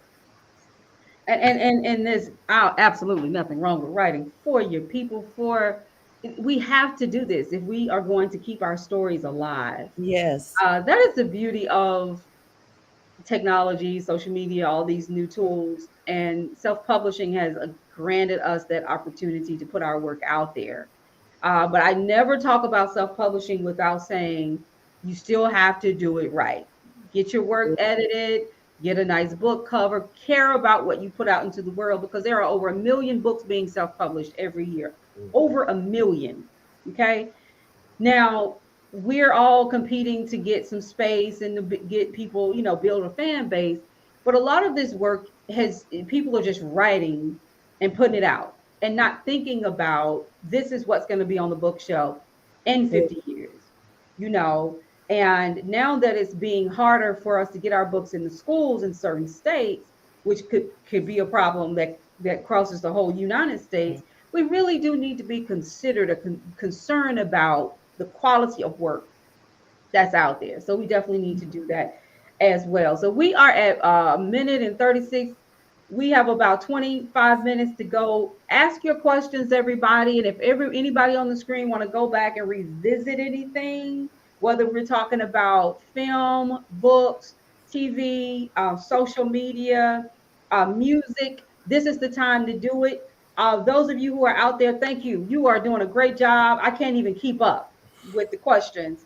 So let's go back, and if anybody want to talk a little bit more, I think music was one of the topics that we really hit hard. But before we do that, everybody on the screen, please drop your information in the chat box. We've got many people asking for your URLs for your books. Okay. They want to learn more about you. If you can't figure out how to do it, put it in your private chat, and I'll try to see if I can get it out there for you. I know it's some a little different with StreamYard. So questions that are coming up, anything out there with lots of stuff coming up. Let's see what we got. Somebody said Riches is hot. I gotta see. Riches got me. Congratulations on the novel's completion. Michelle, I think Mhm. you can go back to the legal issue because the person posted a lot of times and then someone came back Okay. and mentioned about defamation. And I do like how you're talking about how it's important that it's a process to self-publish. It's not that, or at least my experience, like you said, get with an editor. Any of my projects, I've sought professional help from the book cover design to the content review, beta readers to give me feedback to let me know, is this the right marketing? And then just seeking out professional help and then copywriting that final product with the national government office. And then ensuring that if anybody is participating or whatever project you're doing, that you have those agreements, releases, and things in place. I think that's important because like you were mentioning earlier, you can get yourself in a little bit of hot water if you don't follow the proper steps. Yes. Yes. And I think that's something we all need to be considered, concerning ourselves with is making sure that we do follow all the necessary steps. I love what you said. If for those of you out there who are looking to self-publish, there's a lot on the Black Writers Workspace about it, but bottom line, everything that Dr. Cat just said is needed. So don't miss those steps. Writing a great manuscript is just one piece of it. Once you get that manuscript written, you get a good book cover designed for you. If you're looking at resources, you can use Fiverr. If you know if you know someone who can do graphic artwork, you can do it. If you can do it yourself, fine, but it needs to be appealing because your book has to compete with every book that's out there. Nobody's going to pull it to the side and give it some special love because it's you, except for your family and friends. And when they're done supporting you, you're like, whoa, I sold 100 books. That's great. And then you may not sell any more because everybody you know has bought a book. So now it's time to take off the creative hat and put on the entrepreneur hat where you become a business owner and your product is your book. And you have to position it, you have to market it, it has to look good, you have to make sure it's edited. It's so many different pieces to that process. Is it too hard? No. Can you do it? Yes. Can you get help with it? Yes. But I will say this, don't skip a row, don't skip a part. Don't skip the editing because I can self-edit. My last book was over 80,000 words. I could not self-edit that. Okay. There's just no way because I'm too close to the work. I'm overlooking things. So don't assume that. I did a survey the other day asking people what's the average amount they're spending on their books from editing to graphic design work. The average amount I got was between $500 and $1,000. I think I spent probably 1,500 plus on mine. I'm just being honest. I did. So, if you can find ways to do it, but don't skip the stages. Antwan, you were about to say something? I was just gonna add on to what you said. As far as those freelance websites, when you're just beginning, if you don't have your own people or your own person, three that I recommend are Fiverr, Upwork, and 99 Designs. So if you're just beginning or if you're having problems with editors, because I've had people come to me before, like they've dealt with editors and they pay them and they take forever to get them their stuff back or just drama or whatever. Those freelance websites are pretty good. Yes. Yeah, and I'll just add that there is a process of trial and error when you do that. I've worked with all those sites, and when I was looking for an illustrator, I probably explored things with maybe 5 to 6 of them before I actually found someone through a personal referral. So I say, you might spend, $50 to get 5 pages from someone that you're not going to use, but you need to kind of find someone that you can work with. The other thing I want to add to talk about too is you really got to commit to the distribution. You're now the chief. If you're self-published, you're the chief evangelist now for your work. You have to represent that work. And, it's a little bit like, we didn't talk about this, but on the small screen on Hulu, I love the Wu-Tang, story on Hulu. And that's the anatomy of hustle right there. They're storming into radio stations with their albums. Like I'm doing the same thing. I'll go to comic books, just walk right comic book stores and just introduce myself. Here I am, and I'm trying to get speaking engagements and doing this, but you really have to commit to kind of being the evangelist for your work too, once you've got it ready. And I'm sorry. Sorry, one more thing, because I keep forgetting to say this. Something that we didn't mention. Black-owned bookstores. We need to support those. Every time I go out of town, I always make sure I go to a black-owned bookstore if they have one. 3 things I support: black-owned bookstores, black-owned restaurants, and black book fairs like the one you had. And like someone else mentioned, I found out too late, so I couldn't make it. But I support those things. Yeah, I'd just like to give a shout out to a Semicolon bookstore here in Chicago. It's a black female-owned bookstore, the only one in Chicago. And they had a great literary festival, and I actually did my best kind of work and engagement was at a black-owned bookstore. So shout out Semicolon. I want to say this too, just kind of going back to some of the things that were said, as well as some of the comments coming in, is that yes, we definitely have to support each other. If you're looking for the director authors, one of the things that I'm going to be doing in the next couple of weeks is to add a page where our writing resource providers, whether you're an editor or consultant, can add a link on the page. This is going to be subscription based, but it will give you an opportunity to connect with we're going to validate those companies, because there's so many of them out there and there are a lot of scammers. And I want to make sure everybody know that, especially what we try to do with the Black Writers Workspace. If you work with somebody on the workspace and you were scammed, you need to let me know immediately, because we're going to take them off immediately. So be careful about that. Something that I am very frustrated with is the fact that when I talk to Black writers about their role in getting their books published, it's different than when I speak to white writers. And I'm white authors, and I'm not quite sure why. I know why, but I don't want to accept it. Why? We Why is are that, Michelle? Why? we have a long journey, in my opinion. I will be at a panel, sitting on a panel with 4 white writers, and I say, "Is everybody self-published?" Nobody is self-published. Everybody has a deal. And I say, "How did you get the deal?" It was like breathing. I Mhm. just sent this over to an agent. Mhm. They loved it. I got a deal, blah, blah, blah. And I'm sitting there and I'm going, I'm not hating on you. I'm not coveting what you got. But why is your journey different than most of the people I meet? You know how often I meet a Black writer that says, I just sent this to an agent and got a deal? It doesn't happen often. So I really want us to, I want to, as I do my research, I'm trying to understand what are we missing in this process, because not that everybody wants a publishing deal. I've only tried once in 3 books. I didn't But even try. I didn't even I try. never did. I never tried. exactly. We're not Never. even thinking about that route because it doesn't seem like an avenue Right. readily available to us. But why? And I would love to get more major publishing companies to explain it to us, because I know what the gatekeepers are doing. I know we're being kept out, but this is something, I mean, I see this so often, it begins to make me wonder. I mean, so I just contact an agent and say, "Hey, I have a book. I'm gonna send it to you." And now I have a book deal. I had a lady tell me, "I never sell my books. I don't have to. I've never had to sell my books for as long as I've had a book out. Why? I don't even know how to do it. My publisher handles all of that." It's a different story. So anyway, I just wanted to put that out there. Some other questions coming in. Any more comments we have about? Yes, there are so many different opportunities. Somebody posted. I put it up for a minute. On average, self-published authors only will sell 250 books in a lifetime. Did y'all know that? Wow. All the work. That's why you have to take the creative hat off and put the entrepreneur hat on, and you have to become, as Stephen said, the CEO of your company, and you have to make that product move it.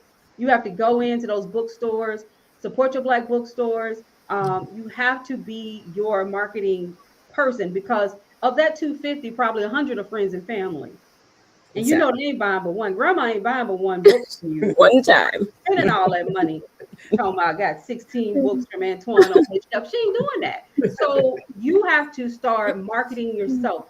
And I can tell you, if we can figure out how to come together and learn to market ourselves, we can be a powerhouse. But it's something we're gonna have to come together to do. So I've got a couple of questions coming in. Anybody want to wow. I wanted So to I'm make not. a comment about the marketing. I am a business major, and one of the things about Amazon, and I'll share this with everyone, is that when you advertise on Amazon, you need to expand that advertisement in other countries. Amazon.com is just, that's only one Amazon. It's Amazon.ek, or Europe, Amazon. Brazil, Amazon, in every continent. So you're thinking that you're promoting on Amazon.com. That's just here. And it's only if the people on the other side of the world are going to .com. So expanding, my books are in 13 languages, not just here, everywhere. Amazon doesn't tell you that. So doing the research and getting your information, there's Black people everywhere, not just, not just in Africa. And so expanding that to the world globally. So the conception of, okay, Amazon, we're in a sea. It's a small sea. It's not the global sea. So just be mindful of that. Yeah, And again, your book is your business. Your book is your product. And so if you want to be a self-publisher, then you have to market. You have to decide the age group of who you're marketing to. And again, not just bookstores, boutiques, vending opportunities, business, if they're having something at the local convention center, get over there and sell your book. I stocked my barber shop with Yes. copies. Increase that circle of marketing strategy. Increase that. Don't just limit it to literary affairs or that. Go everywhere that's where somebody has a shelf and they're selling things. Your book can be there. Someone asked Paulette whether you were putting it into other languages or is Amazon. Amazon will put your book in other languages. Okay. And Now, you have to, it's a special, you have to sign up as a business with your book, and then you click on all of the countries that you want your book to be distributed to. And I'll give you another piece of cheese to that. Then you create your Amazon page in those countries. You create accounts. And so then you can market there as well. They're not going to tell you all of this. But I took time and I just read through everything and watched videos and just really, how deep does this Amazon rabbit hole go? And it's very deep. We're just talking about just scratching the surface of this thing. So, and we do, and I like Amazon to a certain degree, but it is very competitive, and it is something that it does take an effort in order to get people to your page. So you have that was to one of the reasons. market. Yeah, when I created the Black Writers Work, the director author, the goal there was so you will have your own dynamic page, and if you want to link it to Amazon, fine. But people who come to director author know these are independent books, so that now if you are good, you just want to reach more Black authors, more independent authors. That's a good source. I want to put this up here. It says, how important is it to you to hire Black people to help your projects come to life, like editors, illustrators, publishers, etc.? I will say this. It is important to me. Very important. Very And important. now, this is not hard. This is not always easy to do. My last book was a comic book. Finding a Black illustrator in the U.S. Not that that was a big thing, but I wanted to have someone if I needed to get them, touch them, take a picture with them. That was important to me. I found a gentleman out of Baltimore, Terrence Baldwin, excellent illustrator, but it took a lot of work. I went on a lot of sites looking for a Black illustrator in the U.S., and so that was very tough for me. But now I am very intentional about this. And when it comes to an editor who doesn't understand your voice is something we've talked about many times when it comes to the Pen Posse. People talk about hiring editors or getting a publishing deal, and your editor is someone who doesn't understand your culture. They will eliminate characters. That's not true. That can't happen. They have their own biases about certain things.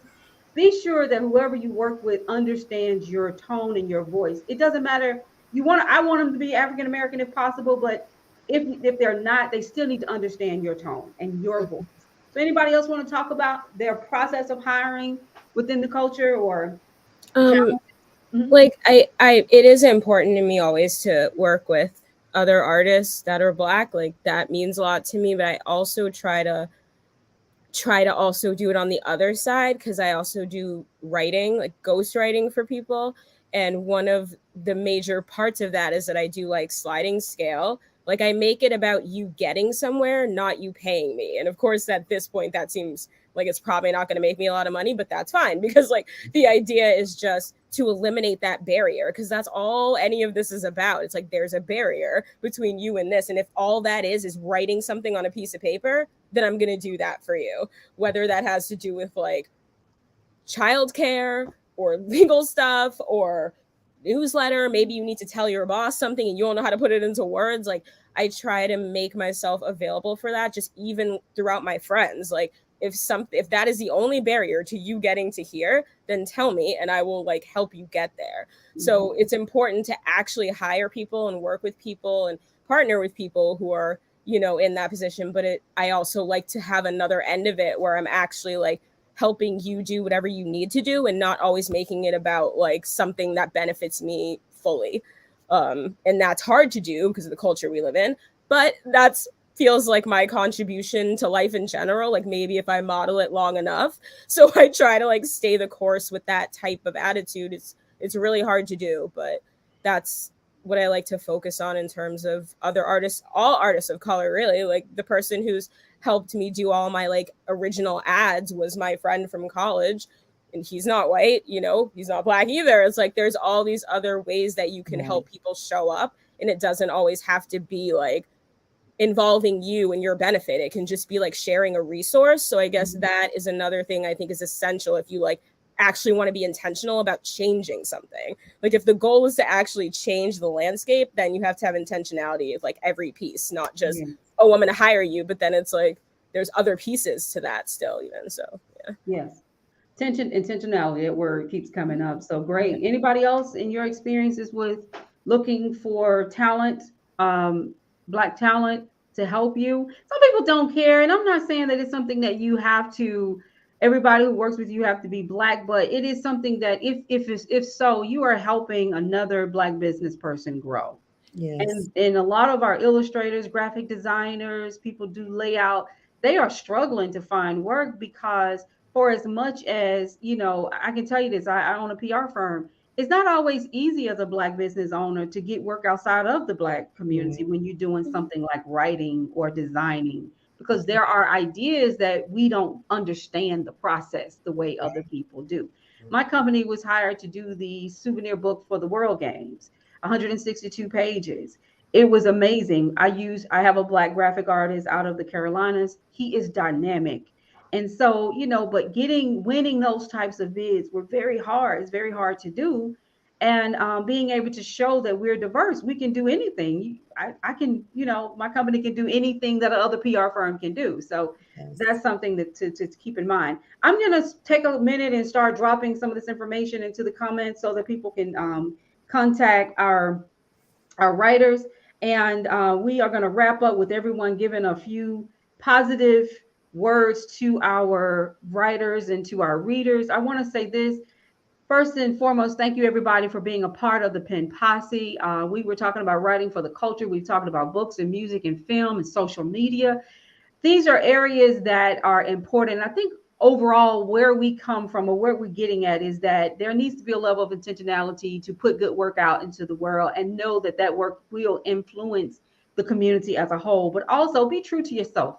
You know, be true. No one here, I think, is saying, you know, pretend for the sake of. Be true to who you are, and let's respect each other's creativity. But also, let's continue to try to control the narrative so that we can tell our own stories in our own ways.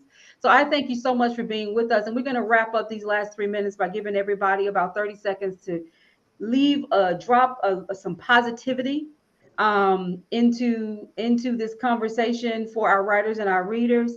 And for those of you who have been with us the entire 2 hours and dropping questions, thank you so much. I do encourage everyone to join the Black Writers Workspace. We will have the next Black Ink Book Fair in New Orleans in May of 2024. So pay attention so we can get you all in. And be sure to add your books to directorauthor.com. It is free, and you get 1 free promotion with it. So be sure to do that. So let's start with you. Let's start at the end. Antwan, if you want to leave some nuggets of inspiration to our writers. The question I get asked all the time is how to start writing a book. And I'm just going to take it back to elementary school. Just write it. It doesn't matter if it's good or bad, just write it. So many people start and never finish. So just get the rough draft done. That's the very basics. Get the rough draft done. Even if you never do anything else, you can say, I wrote a book. Excellent. Thank you so much for being with us. I've seen you so many times on the Workspace. It's so good to have some, well, we still got a screen between us, but at least we get to see and talk to each other. So that's a beautiful thing. Thank you so much. I'm going to be dropping right now Antwan's information in the comment area. So be sure to connect with him. Buy his books, everybody. We're not going to be talking about books without encouraging everyone to buy the books of everybody on this screen and everybody you know that's out there writing. Support us because we need that support. So thank you. Dr. Kat, you want to wrap it up for everyone? Yes, thank you. I've really enjoyed this 2 hours, the chat, working with the panel, and thank you again, Michelle. I definitely would encourage, like Antwan was saying, start, and then when you get to a good point, get help. So it sounds like you're an excellent resource, Michelle. Anyone on this panel, I'm pretty sure, would help you through the process, whether it's review your draft, give you feedback, and then definitely please go out and support each other. That would be what I would share. Thank you, everyone. Thank you, Dr. Cat. I am dropping her information right now in the comment area, so please be sure to go out and support her book. Great information on self-help book. What do we do at the end of life? Is that correct? Guys, Yes. I'm 48 years old. I'm thinking about retirement now. Okay, I'm thinking about next steps. Let's not forget that we need to learn about these topics. It is critical for us and our families if we're trying to pass on generational wealth. Pay attention, have a plan. So please be sure to go out and get her book. Paulette, with all this great information, thank you so much. Please share with us, give us a few nuggets of inspiration. As a retiree, I've been retired for 10 years. I would like to say good things come to those who don't give up. I actually put that on my graduation cap because I got my bachelor's 2 years ago.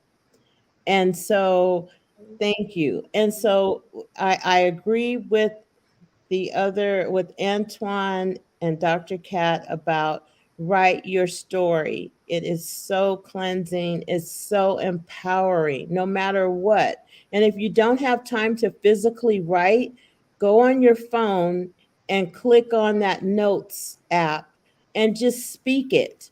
And you'll start to have content, and you can go back and transport that to Word or Pages. And so I think that with my show, I try to encourage authors. I interview authors, Black authors. You're more than welcome to reach out to me to interview your work and to get your projects out there. So that's my purpose. Well, I will say this. Thank you for taking the leap to start a show. Before I started this, I had never done podcasting, never sat in front of a camera to do anything but Zoom for work. And now I'm doing all these different things to try to open doors. It's not Yes. easy. And so, congratulations on what you're doing. For those of you who are trying to build a marketing strategy for your books, I have a podcast. Miss Paulette has a podcast. Reach out. It's like Yes. Stephen said, you have to walk in the door and say, hey, can I get my book in here? You cannot Yes. write a book and then go get in a hole and think you're going to sell that book. You Right. have to be out there and being your brand. You are your brand and your Yes. brand is you. And you have to remember that. So please take advantage of these opportunities. Don't send me emails and tell me how you can't figure out how to promote your book, because I'm going to go, wait a minute. I said, direct the author, Miss Paulette has this. We've got all these things taking place. So let's Yes. take advantage of those things if we can. So thank you so much. And I've already put her information in the comment area if you would like to learn more about Miss Paulette and her author Paulette and her information. Her books. So Stephen. Yes, thank you, Michelle, and thanks all to the panel. This has been great. I appreciate the opportunity. I like to leave a couple thoughts for some of the inspiring writers or struggling writers, whatever you are. The first is a practical piece of advice. I like what everyone has said about getting started, just writing. One way is you can trick yourself into writing by just doing an outline. Just kind of like saying, like, these are the chapters I want to do. This one's going to be about that, and then break it into sub kind of scenes and just outline it. You don't even have to write that much, but you can slowly start. The more you write the outline, you'll kind of trick yourself into actually writing. So that's kind of a tip for getting started. And then the other thing is that just embarking on the journey of writing something is going to be so transformative. Really make it, a chance to really investigate your own personal story, your own personal dramas and conflicts, and put that into the story. And it can be very therapeutic and even very healing. So blessings. Stephen, this is my first time connecting with you. It's been great to have you. I hope you come back. I'm always big on the male writers, so you got to come back and continue Coming to back. be a You're part not of getting what rid we're of me doing. now. I really do appreciate this. And I've also dropped Stephen's information in the comment area. Be sure to support him and to support his work. So, Ava, you want to wrap it up for us? Am I muted? Okay. Sure. I guess if I could say anything, it would probably be like, don't wait for anyone to tell you that it's time, and embrace the thing that you do that's not typical. Because I think it was very hard for me at first to really like do my projects, because I was like, I don't write like other people. Like no one's going to understand like my pacing or like what I'm trying to do. And there was just a point of like, yeah, but that's the point. Like people aren't, it's very unique. It's its own thing. And like when you're able to like just accept that about your work or yourself or whatever, it makes it easier to just walk in a room with confidence. Like, no, it's supposed to be like that. I can't tell you how many times I've had to say that to people who are like, oh, is it supposed to be like this? I'm like, yeah, it's intentional. And so like people aren't thinking that. So you can design that narrative. Like you don't have to take somebody else's word on what you wrote. It's like you Yes. wrote it. So yeah, just to encourage that, because it can be hard. Excellent. Thank you so much, Alva. I just dropped her information in the comment area as well. Thank you to everyone for being a part of the Pen Posse. We will come back in March with a new topic.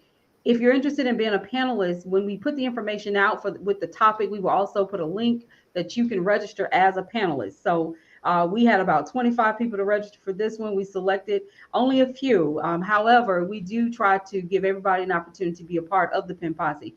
Once again, thank you all for being here. I'm Michelle Jackson. I have 3 books out there. If you want to learn more about me, you can go to www.authormichelledjackson.com. You will see all 3 of my books, as well as if you would like to join the Black Writers Workspace and to add your books to direct the number 2 author.com. That is a marketing platform that allows you to upload your books for free, and we promote them.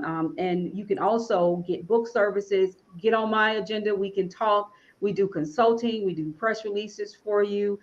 We do all types of services. So please be a part of that as well. So for all of you out there, thank you. We are still getting comments, everybody. They just won't stop. So thank you all for being a part. We're going to end the broadcast now. This will be on YouTube for life. So please follow us on YouTube at BW_workspace. It will be on Facebook on my page, Author Michelle D. Jackson, as well as the Black Writers Workspace. And we will have clips of it on our Instagram page at Black_Writer_Workspace. So thank you. And for you guys, stay where you are so I can give you a formal farewell.